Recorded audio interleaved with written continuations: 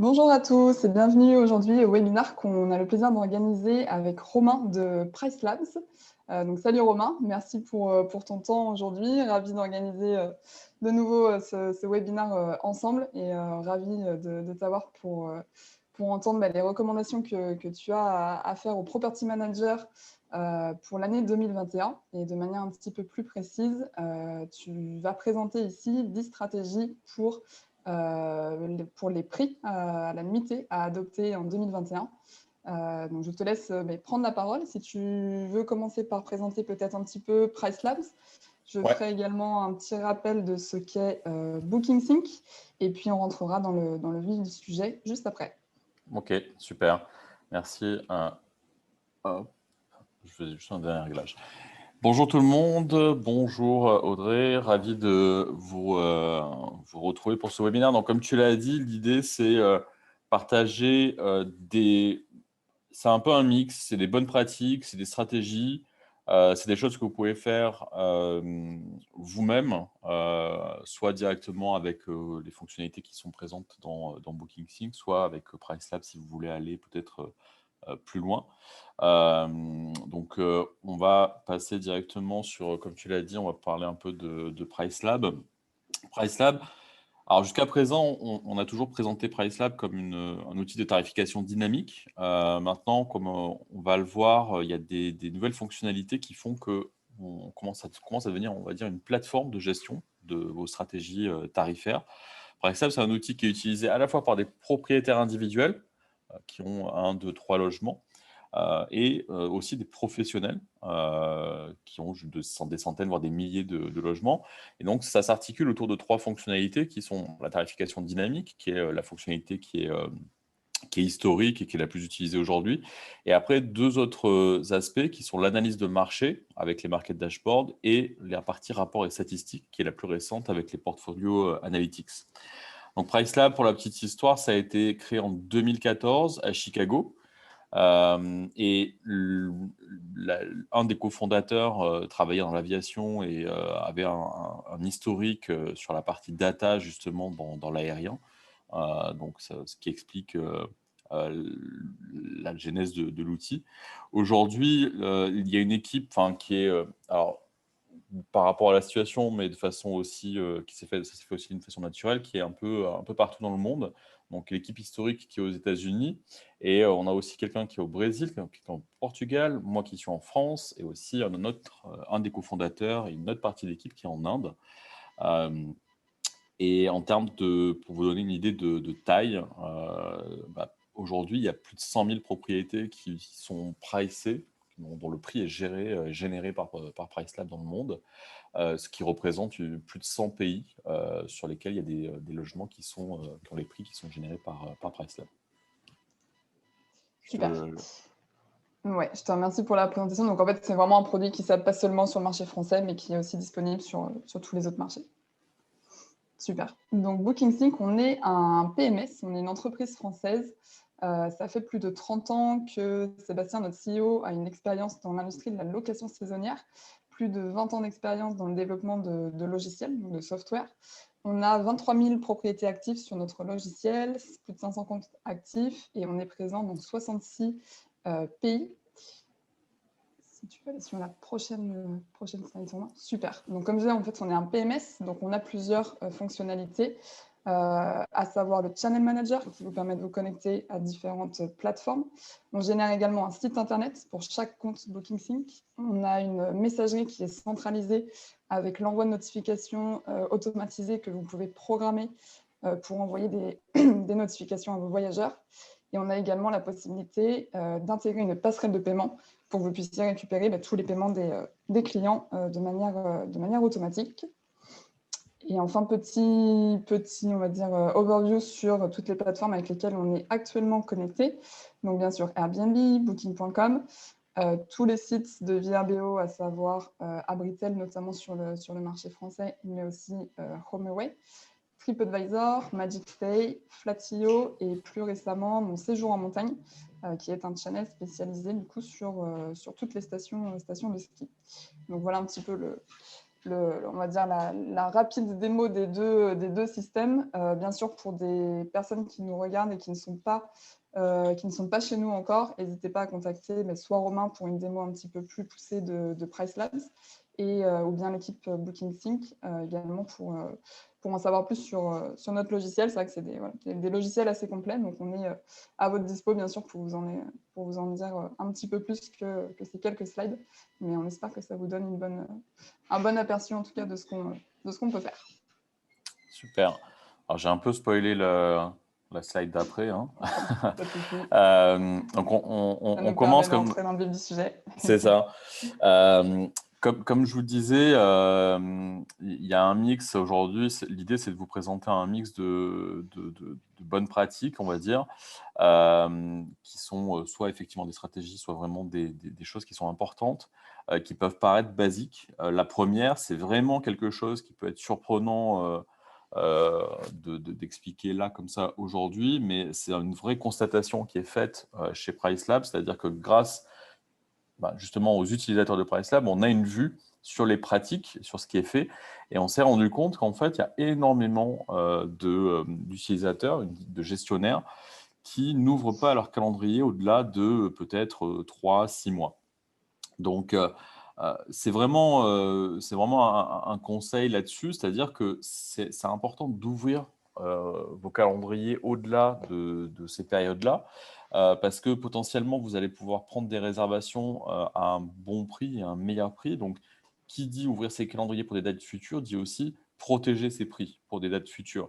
Donc ça, le conseil, c'est vraiment d'ouvrir les dispos et ensuite de protéger ses prix, peut-être en les majorant par rapport à ce que vous pratiquez habituellement, mais au moins vraiment ouvrir les calendriers, surtout en ce moment où la visibilité à court terme, on va dire, elle est un peu compliquée, mais on voit déjà des résas qui arrivent pour au-delà de ces délais de 3 à 6 mois. Donc c'est vraiment important, protéger avec des unités minimum peut-être plus importantes, avec des prix plus élevés, mais vraiment, c'est vraiment important d'ouvrir ces calendriers au-delà de ce délai-là. Juste une information en plus, Romain, sur ce point-là. C'est vrai que nous, en fait, on s'est rendu compte qu'il y avait déjà des réservations entrantes sur la période de l'été, et peut-être même plus que sur la période de l'hiver, là où je pense que les gens ont vraiment attendu de connaître quelles allaient être les annonces et les décisions gouvernementales sur les stations de ski. Donc, ouais, on voit déjà des réservations arriver pour l'été. Ouais. Après, dans la même idée que l'anticipation sur au-delà de plusieurs mois, c'est vraiment dès maintenant ou le plus vite possible, de façon générale, d'augmenter les prix de vos week-ends, des saisons hautes, des événements, des vacances, etc. Pas hésiter à aller dès à présent majorer ces périodes-là. On l'a vu, là, comme vient de le dire Audrey, il y a déjà des réservations sur ces périodes-là. Alors là, on parle des vacances d'été. Cette année, elle va être encore très particulière, mais vraiment, d'autant plus si vous avez peu de business jusqu'à présent, c'est encore plus important d'aller justement être sûr d'être au bon prix sur ces périodes futures, parce qu'on ne sait pas ce qui va se passer en termes d'annonces, etc. Mais en tout cas, il peut y avoir il peut y avoir tout à coup un afflux conséquent de réservations, parce que la situation va peut-être à un moment donné basculer dans le positif. Donc c'est pour ça que c'est important d'être prêt en amont et d'avoir majoré les dates qui sont stratégiques pour vous. Si potentiellement vous pouvez faire pas mal de business sur les week-ends, si il y a des événements particuliers localement, et puis forcément toutes les vacances. Ensuite, à l'inverse, on a parlé de ce qui va se passer dans les prochains mois, ouvrir ses calendriers, ne pas avoir peur d'être à des prix qui sont ceux du marché, voire de protéger ses prix.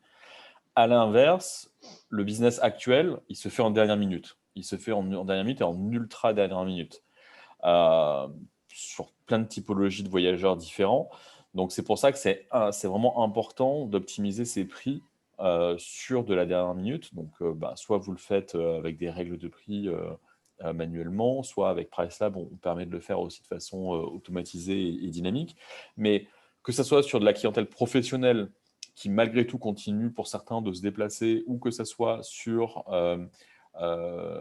les personnes qui, finalement, commencent à se faire vacciner et qui, du coup, sont plus, euh, comment dire, se font tester ou se font vacciner et qui décident finalement de bouger à la dernière minute, faut pas hésiter à pouvoir capter et être prêt à capter ces personnes-là qui vont prendre des décisions vraiment au dernier moment.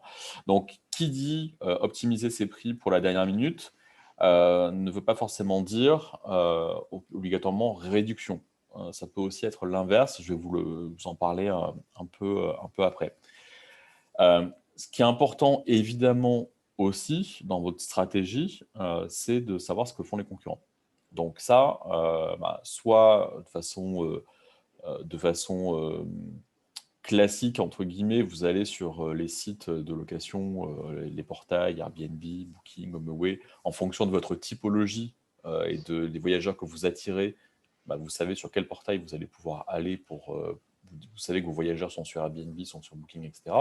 Et vous allez voir les offres concurrentes, vous les connaissez déjà potentiellement, mais c'est important de vérifier ça régulièrement, surtout en ce moment où ça bouge énormément. Donc c'est important d'aller vérifier ce qui est pratiqué, ce que font les concurrents, donc en termes de prix évidemment, peut-être aussi en termes de nuitées minimum, c'est intéressant, pour pouvoir vous adapter à ça. Donc ça, PriceLab le fait automatiquement tous les jours, mais vous pouvez aussi le faire en allant sur les sites de location. C'est ce que j'allais te demander, ouais. Au sein de PriceLabs, en effet, vous relevez les prix, on va dire des concurrents, en tout cas de propriétés similaires sur des marchés C'est ça. similaires. Ouais. Comme ça, on peut voir en fait en un clin d'œil finalement, sans avoir à aller sur les différentes plateformes, quels sont Ouais, c'est les ça. concurrents. C'est que l'idée, c'est que l'outil récupère les données de Airbnb et Booking.com au Mmh. niveau local pour chaque propriété et remonte ces infos et va pouvoir.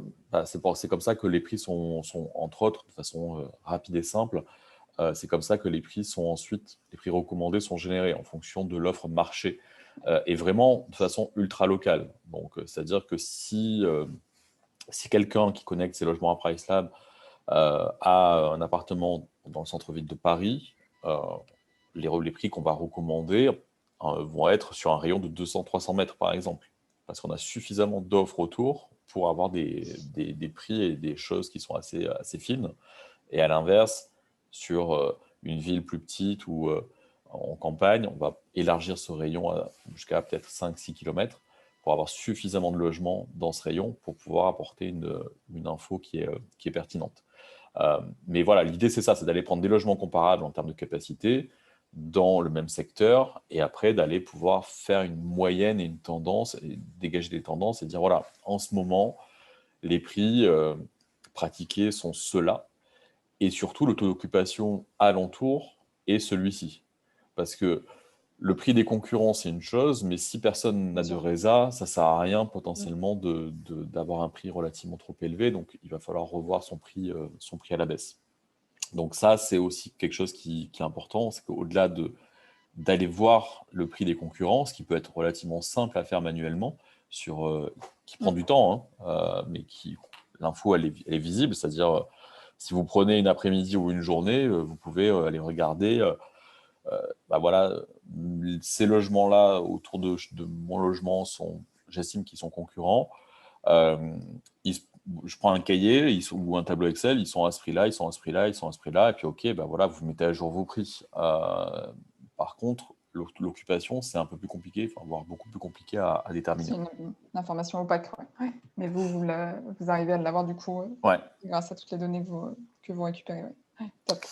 Donc ça, c'est vraiment quelque chose qui est crucial et Mmh. surtout en ce moment parce que tout bouge, c'est-à-dire que toutes les tendances et tout le business dépend, enfin, je peux changer au jour le jour en fonction soit des annonces, soit des avancées scientifiques, etc. Donc que ce soit pour de l'ultra dernière minute ou que ce soit pour dans plusieurs mois, tout peut changer du jour au lendemain. Donc c'est pour ça que c'est vraiment important de faire cette veille. Euh, Après, ce qui est aussi intéressant et important à faire, ça j'ai eu l'occasion de le dire plusieurs fois sur différentes prises de parole, c'est que euh, tout le monde, enfin là, je sais pas qui va être présent lors de ce webinaire en termes de typologie d'utilisateurs, mais ça peut être très très varié. Il y a des gens, je suis au contact de pas mal de gestionnaires, je sais qu'il y en a certains qui souffrent moins dans certaines villes, où finalement le business continue pour X raisons, soit parce qu'il y a des pôles d'activité, des choses comme ça qui attirent encore une clientèle. Sinon, grosso modo, l'idée, c'est de dire, voilà, l'activité, elle est quand même, grosso modo, à l'arrêt. Euh, il faut utiliser ce temps pour tester des choses qu'on n'a pas le temps de faire dans d'autres périodes. Donc, ce temps, on a vu les slides précédentes, les choses qui peuvent être faites. Là, c'en est une nouvelle, c'est-à-dire, aujourd'hui, vous louez massivement sur Airbnb, HomeAway, Booking, etc. Prenez le temps de vous ouvrir à d'autres opportunités et de tester d'autres plateformes qui vont vous amener peut-être une autre clientèle, peut-être une clientèle à laquelle vous n'aviez pas pensé en temps normal, mais là, en ce moment, tout sauf normal. Donc, autant peut-être tester et donner sa chance à des nouvelles sources de réservation. On l'a vu sur une slide précédente, il y a des plateformes qui sont spécialisées notamment sur les séjours de moyenne longue durée. Mm. Il y a Flatio qui est connecté à BookingSync qui peut amener ce type de réservation. Donc voilà, c'est vraiment important. Euh, si moi, mon conseil là-dessus, c'est si dans les plateformes qui sont connectées avec BookingSync, il y a des plateformes qui ont un positionnement qui fait qu'elles attirent cette clientèle moyenne, longue durée, testez-les. S'il y a des plateformes qui ne sont pas encore connectées, il y a deux choses à faire. La première, c'est faites le test, créez votre compte sur la plateforme directement et mettez un seul logement et voyez si ça prend. Euh, et si ça prend, vous harcelez BookingSync pour qu'il se connecte. Euh, et puis tout le monde est gagnant. Mais enfin voilà, vraiment, quand on est dans ce genre de situation un peu, un peu beaucoup complexe, hein, il ne faut pas avoir peur d'aller tester des nouvelles choses parce que voilà, il y a encore de l'activité, il faut arriver à la trouver et toutes les opportunités sont bonnes à prendre. Je te confirme, ouais, juste un petit moment, je te confirme qu'on a eu la demande en effet sur les séjours moyen-long terme, chose qu'on n'avait pas avant. C'est clair que Mm. nos clients étaient vraiment spécialisés location saisonnière. Donc location saisonnière, ça veut dire courte durée, donc généralement moins de 28 jours, moins d'un mois en tout cas. Et là, c'est vrai qu'on a vu cette demande augmenter. Donc on a une fonctionnalité pour gérer des prix moyen terme sur BookingSync. Et puis en effet, donc on a Flatio et MagicStay qui sont deux plateformes qui sont actuellement déjà connectées à BookingSync. Et on est en discussion avec d'autres parce que c'est quelque chose qu'on a bien identifié de notre côté aussi, qui pourrait apporter de la valeur ajoutée à nos clients et puis surtout des nouvelles réservations, quoi. Donc, Ouais.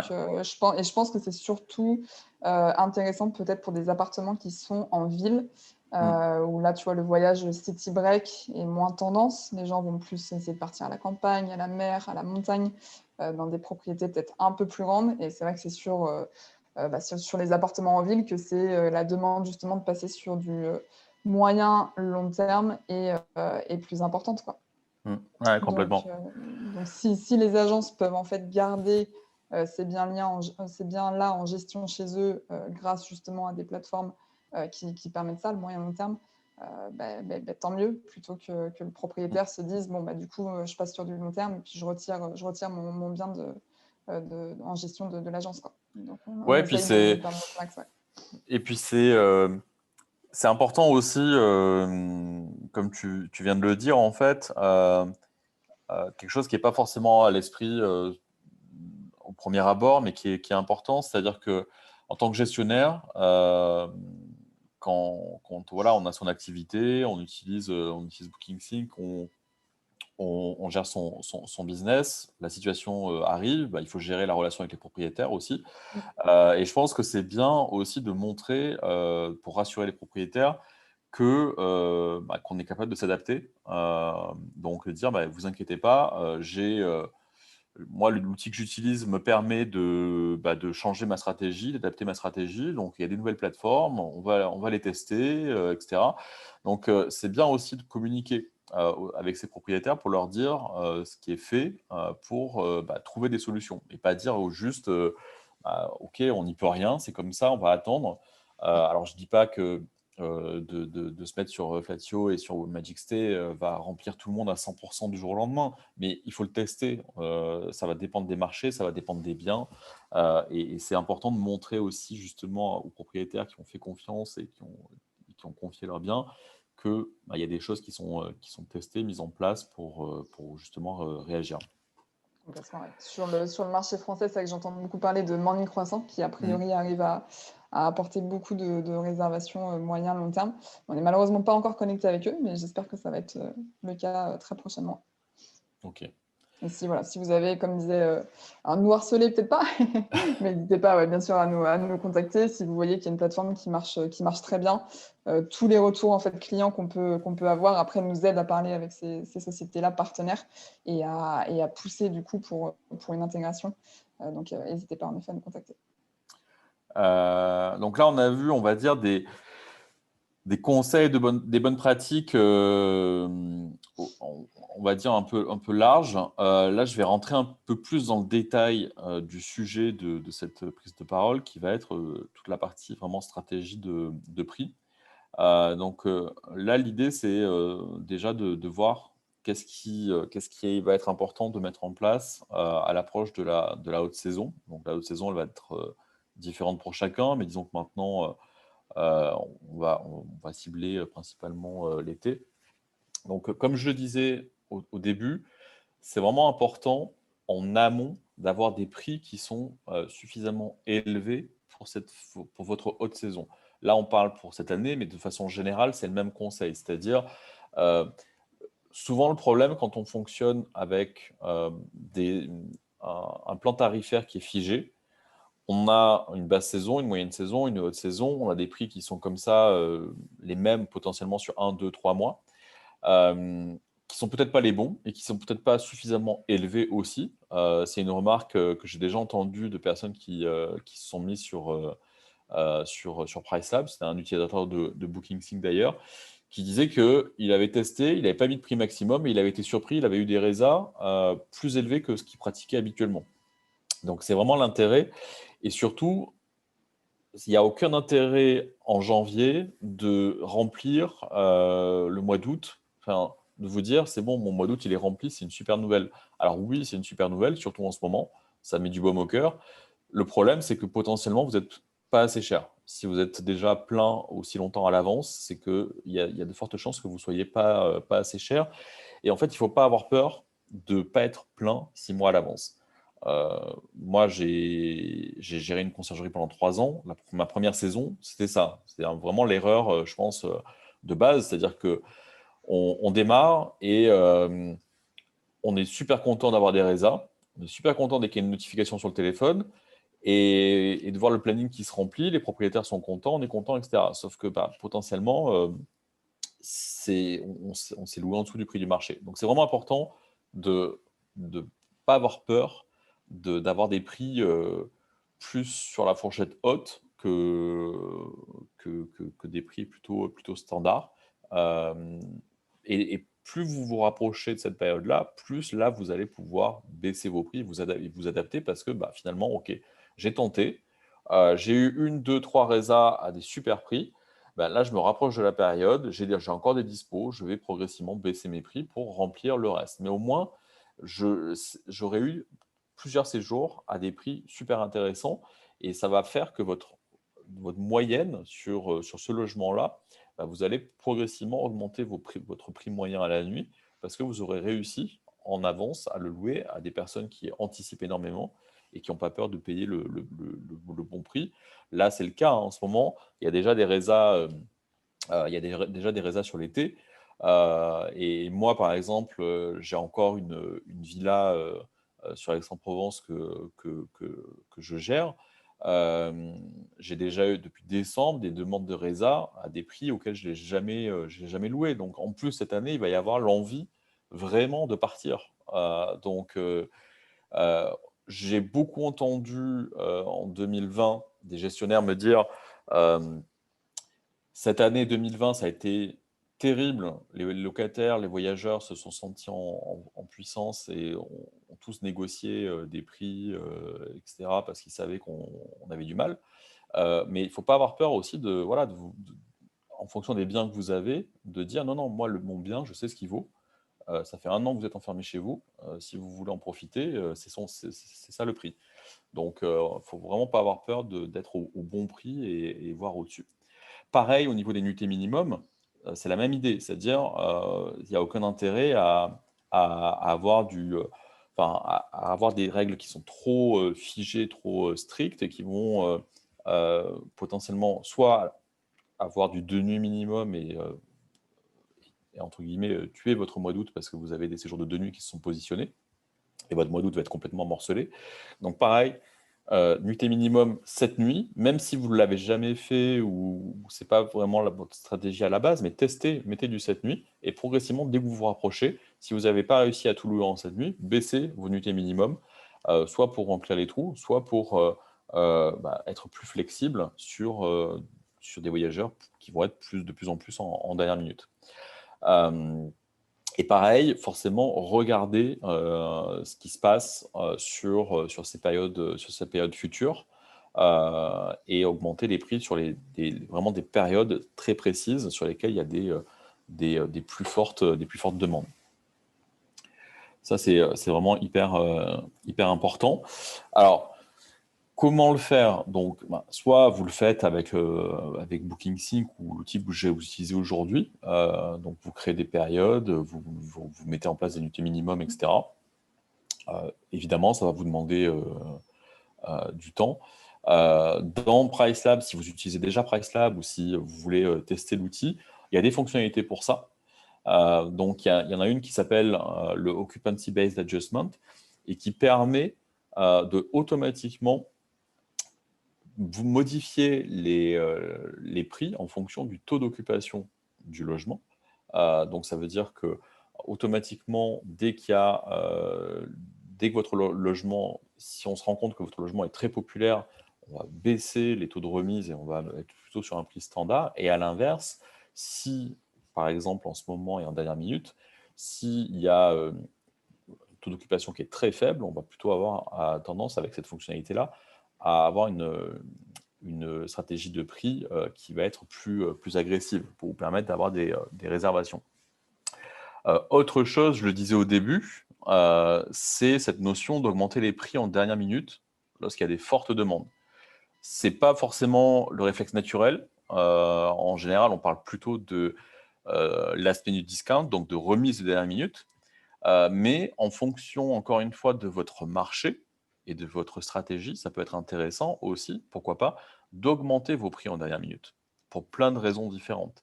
Par exemple, vous pouvez dire, «Bah, moi, mon logement, je suis sur du 2 nuits minimum, c'est comme ça, je fonctionne comme ça.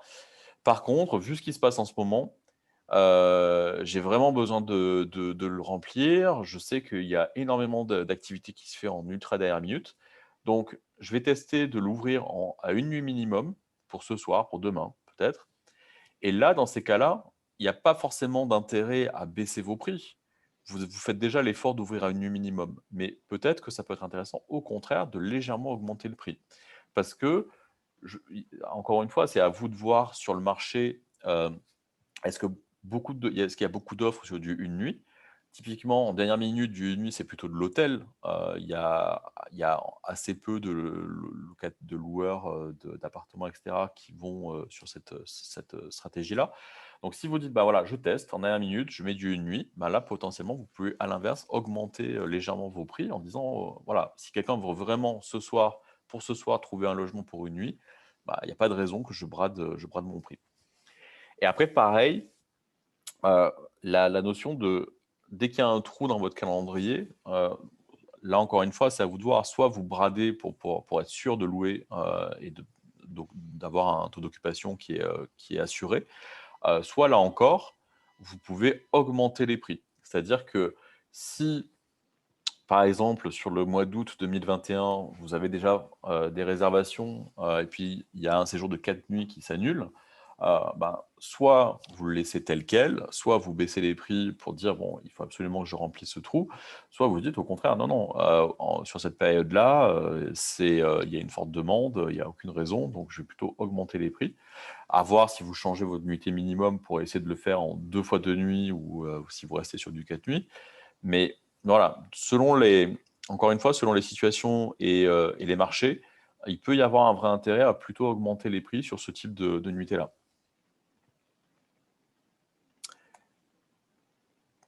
Si tu as des choses à rajouter, n'hésite pas, Audrey. Ouais, tout est clair et plutôt en phase avec tout ça. Et en fait, tout ce que tu expliques aussi, c'est que c'est des choses qui peuvent être finalement donc, soit faites sur BookingSync de manière manuelle ou soit faites de manière automatisée sur PriceLabs. Peut-être juste un petit rappel sur l'intégration en fait, qui existe entre nos deux systèmes.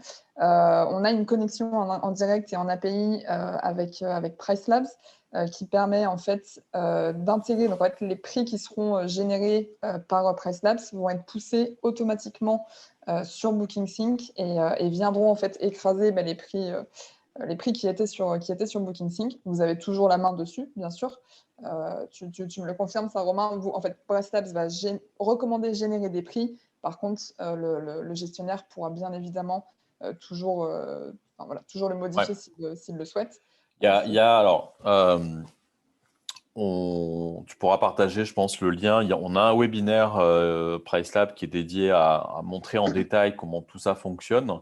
Ce sera peut-être plus pratique pour vraiment rentrer dans le détail, mais pour faire simple, effectivement, ce qu'il faut avoir en tête quand on réfléchit à PriceLab plus BookingSync, c'est que PriceLab devient l'outil qui gère vos prix. Donc, sur les logements pour lesquels vous activez la synchronisation. Et PriceLab est l'outil qui génère vos prix standards. Donc, nous, en fonction des données du marché, plus de tous les réglages potentiellement que vous allez pouvoir faire, donc ce qu'on a vu jusqu'à présent, effectivement, vous pouvez l'automatiser dans PriceLab. On va tous les jours faire la veille sur ce qui se passe autour, redéfinir en fonction de l'offre, la demande, etc., les prix, qui nous semblent être les bons prix pour obtenir des réservations. Ces prix-là, une fois qu'on les a recalculés tous les jours, on les envoie à BookingSync. Ces prix, ils arrivent dans BookingSync. Là, il y a quand même des choses à avoir en tête, c'est que ça ne s'arrête pas là. C'est-à-dire que dans BookingSync, vous avez vos prix. Donc, sur chaque logement, vous avez l'onglet tarifs, vous avez les prix. Si vous activez PriceLab pour un logement, vous n'aurez plus la main sur cette partie-là, période et saison. Vous aurez à la place un message qui vous dit que les prix sont générés par PriceLab. Par contre, dessous cette section-là, vous avez vos règles de prix dans BookingSync. Les règles de prix de BookingSync vont continuer de fonctionner si vous les utilisez. C'est-à-dire peut-être 10 € par personne en plus par nuit, une remise pour un séjour de 7 nuits minimum, une remise pour un séjour de 30 nuits minimum, etc. Ça continue de fonctionner. Donc, vous pouvez utiliser PriceLab plus les règles de BookingSync. Et dernier point, si vous augmentez vos prix en fonction des portails, Airbnb, Booking, etc., ça marche aussi. Donc, dans BookingSync, dans votre App Center, sur l'application Airbnb, HomeAway, etc., vous avez dans les paramètres, vous pouvez augmenter les prix en fonction du portail. Ça reste actif. Donc, en fait, vous pouvez à la fois bénéficier de la tarification dynamique de PriceLab, en plus utiliser les règles de prix de BookingSync, et en plus appliquer un markup pour chaque portail. Donc, l'ordre de tout ça, c'est PriceLab recalcule tous les jours, envoie à BookingSync, BookingSync vérifie les réglages que vous avez mis en place, règles de prix, markup, et ensuite applique et envoie tout au portail, donc aux différents portails. Je viens Et de mettre effectivement, Excuse-moi Romain, juste pour information, je viens de mettre le lien du webinar qui explique plus en détail en fait comment la synchronisation entre PriceLabs et BookingSync fonctionne. Donc n'hésitez pas à le consulter. Ouais. et effectivement, malgré tout ça, là, ce que je viens d'expliquer, c'est en mode pilote automatique. en quelque sorte, même si vous avez mis en place des réglages. Et malgré tout ça, vous avez dans PriceLab toujours la main sur votre calendrier. Vous pouvez sélectionner des dates précises et dire sur ces dates-là, moi, voilà ce que je veux appliquer. Je veux mettre du 7 nuits minimum, je veux tel prix à la nuit, etc. Donc, vous avez vraiment la main dans tous les cas. Ça marche. Euh, Super. Merci pour la clarification. Je pense que c'était important de mettre un petit mot sur, voilà, expliquer un petit peu comment ça fonctionne. Mais encore une fois, n'hésitez pas à consulter le webinaire qui explique plus en détail comment tout ça fonctionne. Ok. Alors, on a parlé de prix. Tout à l'heure aussi, on a parlé de regarder ce qui se passe pour justement s'adapter en fonction de ce qui se pratique autour et puis de la demande du marché. Et l'idée, c'est comment on fait pour obtenir des réservations et au meilleur prix dans le futur. Donc, déjà, c'est de savoir est-ce qu'il y a de la demande et quelle est la demande pour les dates futures. Donc ça, c'est quelque chose qu'on met à disposition aussi dans PriceLab au travers des market dashboards. On permet de voir un peu un état local. Comment ça marche? C'est assez simple. Vous mettez une adresse précise avec la rue, code postal, la ville, et vous mettez un rayon qui peut aller de 100 mètres à plusieurs kilomètres. Et ensuite, on va vous établir un rapport de tous les logements qui sont concernés, qui sont dans ce rayon-là. Et on va vous donner énormément d'informations, dont l'occupation future des logements. Et donc, vous allez pouvoir détecter et identifier des pics où il y a déjà une occupation qui est présente. Donc, ça, c'est avec l'outil Market Dashboard de PriceLab. Vous pouvez aussi effectivement le faire sur Airbnb, par exemple. Si vous faites une recherche sur Airbnb, vous mettez une ville. Au début, vous ne mettez pas de date. Donc, vous voyez tous les logements qui sont disponibles sur le marché. Et puis, vous pouvez petit à petit commencer à mettre des dates pour voir finalement quelle est l'offre et la disponibilité qu'il y a en face. Évidemment, c'est comme toujours, hein, ce qui se fait manuellement va prendre plus de temps. Là, vous pouvez avoir cette info-là directement. Et de la même façon, en termes de demande future, vous pouvez aussi voir ce qui se passe en dernière minute. Donc, on vous permet d'analyser en dernière minute, en fonction de votre positionnement prix actuel, comment vous allez pouvoir vous comparer par rapport au marché.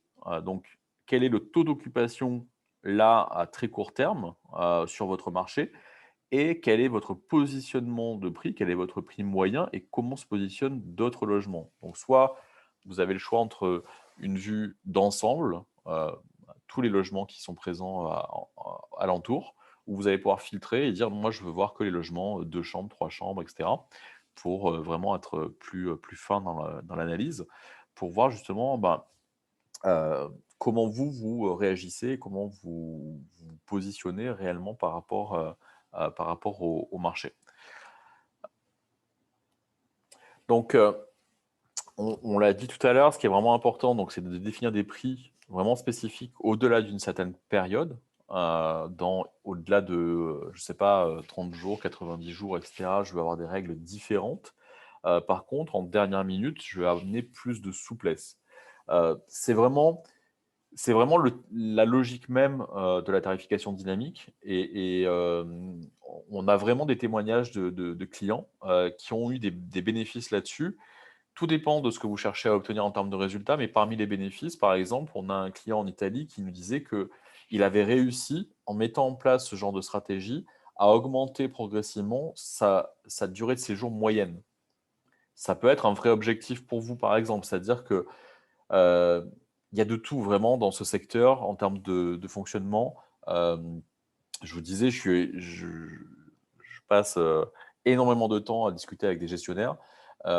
Des fois, j'ai des personnes qui me disent mais moi, je suis à une nuit minimum tout le temps, toute l'année. Et au contraire, il y a des personnes qui descendent pas sous 3 nuits. Donc, ça dépend de votre type de bien, ça dépend de votre structure, comment vous fonctionnez en termes de personnel de ménage, etc. Est-ce que vous êtes flexible? Est-ce que c'est plutôt pas évident pour vous et du coup, vous ne pouvez pas aller sur du une nuit? Mais vraiment, si vous voulez de plus gérer, enfin, en tout cas, augmenter vos durées moyennes de séjour, parce que qui dit court séjour et multiplication des courts séjours dit énormément de boulot. Même si vous pouvez automatiser beaucoup de choses dans la relation client, dans les prix, etc., malgré tout, si vous avez sur un mois 20 voyageurs ou si vous avez sur un mois 4 voyageurs, c'est pas du tout pareil. C'est-à-dire que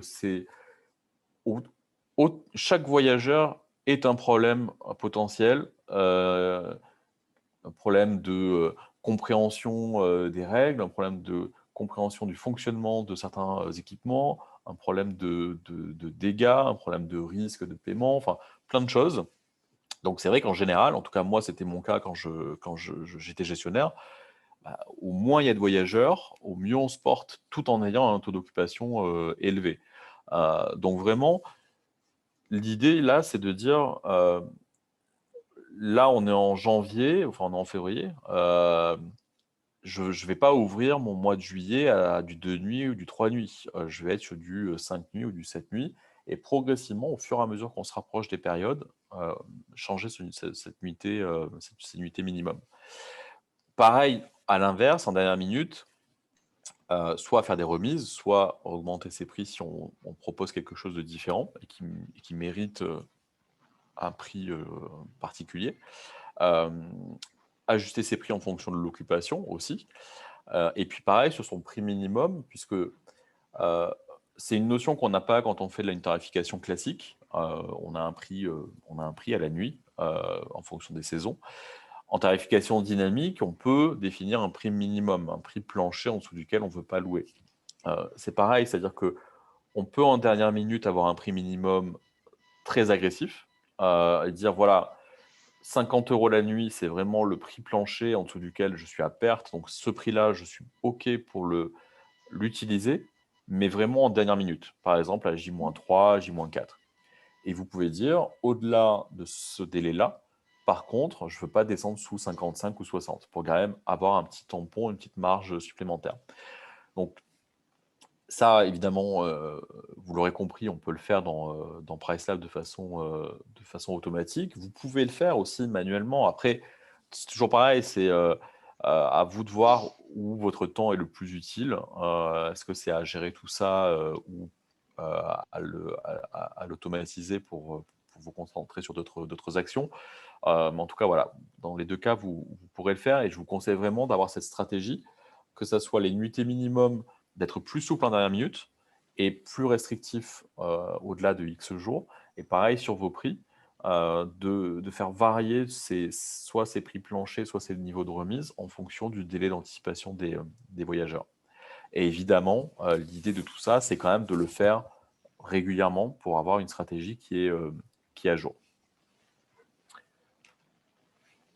Des questions, Super, des ouais, c'est commentaires? intéressant, tu présentais le fait qu'un voyageur est un problème, enfin, en tout cas, génère peut-être de nouveaux problèmes. C'est vrai qu'on pourrait se dire, bah, plus on a de voyageurs différents, plus on peut peut-être aussi marger, en fait, sur les nuits. On sait souvent que les séjours un petit peu plus longs, ont un prix à la nuitée, du coup, un peu moins intéressant. Mais finalement, il ne faut pas oublier de bien prendre en compte aussi tous les services, le check-in, le check-out, les ménages, tous ces coûts-là, en fait, additionnels qu'un nouveau voyageur, nécessite. Donc voilà, c'est Mais vraiment, c'est pas. Alors, juste parce qu'après, je n'ai pas envie de me faire lyncher sur les réseaux sociaux, mais le voyageur n'est pas un problème. bien sûr, bien sûr. Ce que je veux dire, c'est que c'est logique. C'est-à-dire que, comme je disais, si sur un mois, dans le même logement, on reçoit 20 voyageurs qui font chacun une nuit, 2 nuits, une nuit, 2 nuits, etc., ou 2 ou 3 voyageurs qui restent 5 ou 6 nuits, c'est complètement logique on augmente les risques de plein de choses.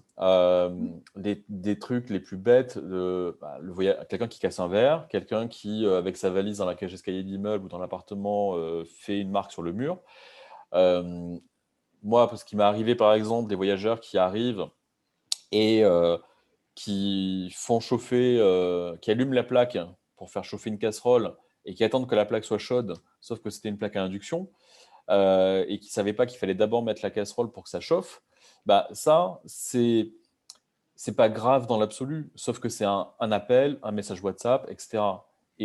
Et parce que on n'a pas la même culture, ou parce que si, ou parce que ça. Et du coup, bah, forcément, s'il y a 20 voyageurs différents, bah, c'est 20 potentiels appels, messages WhatsApp, SMS, email, pour des questions, pour des ci, pour des là. Et du coup, multiplié par 15 ou 30 ou 100 appartements, bah, je pense que chacun a conscience de ce que ça engendre et sûrement que parmi les gens qui nous écoutent, certains le vivent aujourd'hui. Donc du coup, c'est évident que dans un monde idéal, on a un taux d'occupation de 100% et un nombre de voyageurs le plus restreint possible. Donc, euh, donc voilà, autant je disais au tout début, au mois de janvier, avoir son mois d'août qui est plein, c'est pas forcément une bonne nouvelle. Autant faire du nu minimum pour se rassurer et remplir parce que en se disant c'est génial, ça marche. Oui, ça marche, mais c'est un boulot de monstre derrière. Donc voilà, selon moi, il y a un vrai intérêt à mettre en place ce genre de stratégie dans l'objectif de progressivement générer des séjours de plus en plus longs. Concernant justement les séjours plus longs, encore une fois, ce qui est important avant d'essayer de les attirer, c'est de voir s'il y a de la demande. Donc pour ça, encore une fois, c'est les informations, les graphes que je présente sont disponibles dans les rapports que vous pouvez générer avec les market dashboards. On vous partage des infos sur ce qui se fait autour. Donc vous pouvez filtrer par type de logement, mais on vous partage l'info de autour de votre logement, enfin dans votre secteur que vous aurez choisi, avec une adresse et un rayon autour. On vous dit le taux d'occupation, le nombre de nuits qui sont bookées, et quelles sont ces nuits-là, quelles sont les longueurs de séjour associées à ces nuits-là. Et donc là, vous pourrez voir, là par exemple sur le graphe qui est en bas à gauche, on voit qu'on a énormément de nuits qui sont réservées et qui correspondent à des séjours de plus de 29 nuits. Donc déjà, là, c'est potentiellement un bon signe qui vous dit qu'il y a de la demande pour ce type de séjour. Donc typiquement, le graphe qui est à côté vous donne l'info complémentaire qui est de vous donner le prix, le discount qui est mis en place sur les logements, justement aussi environnants. Donc le taux de remise qui est appliqué sur les logements. Donc vous avez le nombre de logements qui sont concernés, le nombre de réservations. Donc on voit là par exemple que là où il y a le plus gros volume de réservations, c'est sur des taux de remise qui sont entre 11 et 15% par exemple. On a aussi un pic sur 36, un petit pic sur 36-40. Donc ça vous donne une info de est-ce qu'il y a de la demande pour des longs séjours et si oui, quelle durée, et après quels sont les taux de remise qui sont potentiellement appliqués donc, dans le secteur. Donc là on voit hormis le zéro où il n'y a pas de remise appliquée, mais l'endroit où il y a le plus de logements et qui ont un plus gros taux de réservation, c'est sur un taux de remise qui est situé entre 11 et 15%. Donc c'est important déjà de voir s'il y a de la demande, qu'est-ce qui est pratiqué pour pouvoir ensuite vous décider ce que vous allez faire. En termes de taux de remise, c'est une question qui vient souvent. Quel taux de remise je dois appliquer sur des séjours de une semaine, de un mois, etc. Encore une fois, ça dépend de vous, ça dépend de votre marge de manœuvre. Vous, déjà, combien vous prenez de commission pour la gestion enfin voilà, quelle est vraiment votre marge de manœuvre? Est-ce que vous êtes libre dessus? Est-ce que le propriétaire vous impose et ne veut pas descendre en dessous d'un certain taux? Qu'est-ce que ça représente en faisant des simulations? Nous, on propose une formule qui est toute simple, qui est de dire, vous prenez 100, vous déduisez le taux d'occupation que vous visez, qui pour vous serait bon, et le résultat, c'est votre remise. Là, on parle de la remise mensuelle.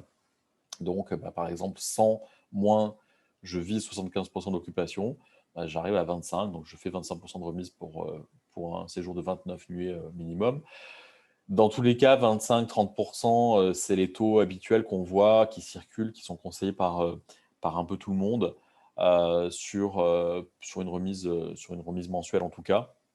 Donc après, ça reste du test de votre côté à faire pour voir là où ça prend en fonction de votre approche. Là, on a parlé donc pour générer des séjours plus longs, donc voir est-ce qu'il y a de la demande, quels sont les taux de remise à appliquer, et puis définir votre propre taux de remise. Après, il y a autre chose qui est vraiment important, c'est le delta entre les jours semaine et les jours, enfin, vos tarifs semaine et vos tarifs week-end. Donc ça, c'est pareil, c'est à vous de voir en fonction de votre marché, de vos logements, si, voilà, si c'est quelque chose qui est justifié, si c'est quelque chose qui a déjà marché auparavant peut-être. Donc c'est important de vous adapter aussi là-dessus. On ne peut pas vendre un mardi ou un mercredi soir, pareil qu'un vendredi ou qu'un samedi soir, de façon générale. Donc ça, c'est pareil, ça fait partie des facteurs qui sont automatiquement pris en compte dans l'algorithme de PriceLab. On voit ce qui se passe sur le marché et on adapte vos prix aussi en fonction de ces jours de la semaine.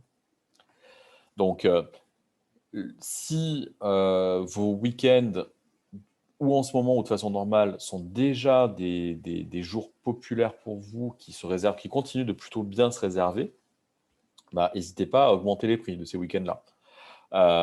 Après, vous allez pouvoir soit réduire vos prix en semaine, globalement, soit peut-être faire des taux de remise qui sont plus importants sur la semaine, ou en tout cas en fonction des durées de séjour, pour justement essayer de générer des réservations sur des milieux de semaine. Et puis surtout, bah, forcément, imposer des nuitées minimum plus longues sur les week-ends. Si à l'approche du week-end, il n'y a pas de réservation, bah, réduisez ces unités minimum, mais en amont, essayez si aujourd'hui les week-ends sont une activité qui est importante pour vous, protégez le plus possible ces jours-là. Vous pouvez faire ça dans PriceLab de façon aussi, encore une fois, automatique. Vous pouvez surtout le faire sur un ensemble de logements en même temps pour gagner du temps. Donc appliquer les mêmes règles sur plusieurs logements si plusieurs logements ont cette stratégie qui se justifie.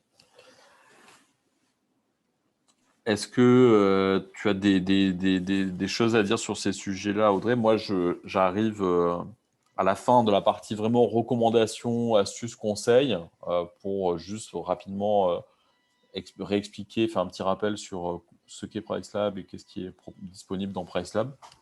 Ouais, j'avais juste un retour client en fait, qu'on a eu, que je voulais partager avec vous. C'est un client qui est basé en Normandie, qui nous a indiqué avoir fait à l'été 2020 un chiffre d'affaires similaire à l'été 2019. Non pas, alors le volume était réduit par rapport à l'été 2019, mais il nous a clairement indiqué que la stratégie de pricing qui avait été recommandée par PriceLabs lui a permis en fait d'atteindre un chiffre d'affaires égal à 2019 avec des volumes moindres. Donc je pense que c'était important de le soulever. C'était un retour super positif.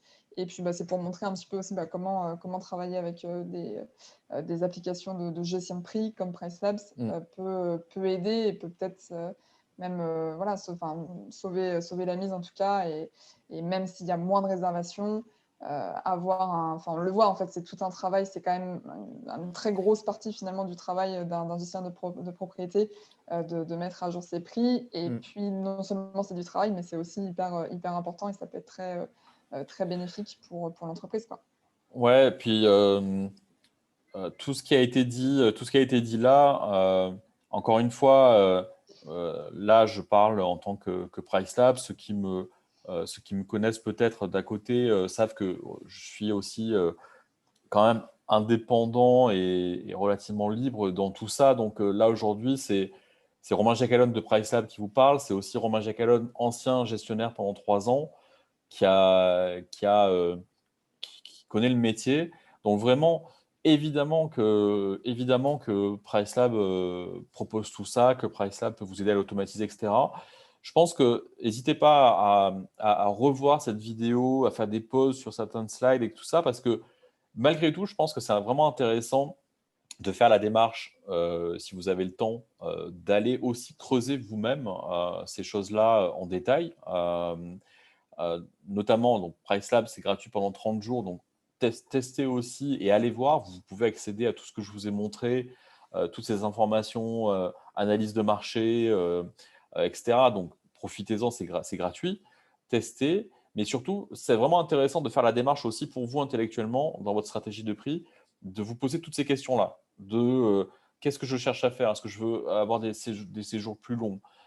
Comment je fais ma stratégie en dernière minute? Enfin, minuté minimum, et cetera.